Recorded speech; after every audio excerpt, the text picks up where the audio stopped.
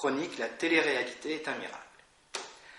Bonjour à tous, bonjour Christophe. Ce dimanche, en me levant, Dieu Télévision m'a dit « Alexandre, tu as un don, regarde France 2 ». Vous avez le choix sur France Télévisions, le matin, le jour du Seigneur, l'après-midi, vivement dimanche. C'est pourquoi le lundi matin, au bureau, je fais la queue. La faute à Vivement Dimanche et l'indécrottable Michel Drucker, qui a vu tellement de fesses se poser que le canapé a fini par s'affaisser. Oui, madame, comme les audiences de France Télévisions. Si Michel Drucker aime la fessée, je dis oui. Oui, depuis le temps qu'il est à la télévision, la fessée, il nous l'a mise. Ah, Michel Drucker, le pape des audiences, le Travolta de la télévision, le grand maître de la ménagère. Que dis-je? Un dieu de la télé à papa. Miracle, Christophe, je viens de comprendre mon don. Je suis né pour être une star. Non pas comme Alain Delon ou Jean-Paul Belmondo, eux c'est pas des vrais, ils sont morts, presque, mais plutôt comme le beau Sénat de Secret Story nommé Black Mamba.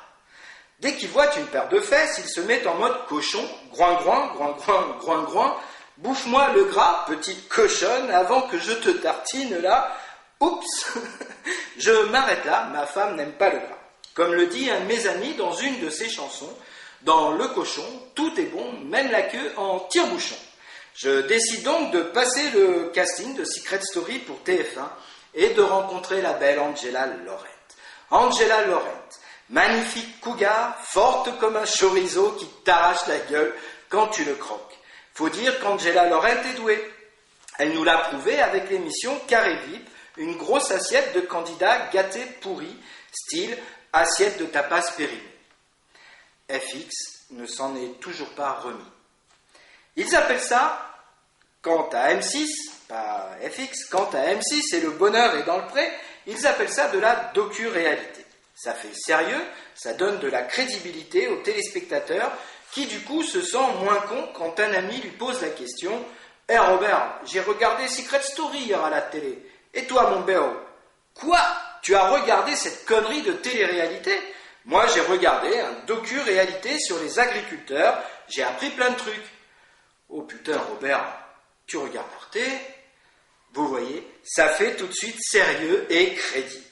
Un conseil à la production, l'année prochaine, allez tourner à la foire de Paris.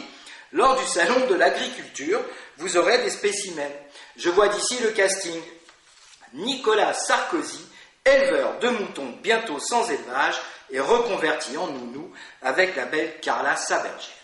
François Hollande, fromager qui se voit déjà président, fromage, président. Martine Aubry, éleveuse de cochons depuis 1859.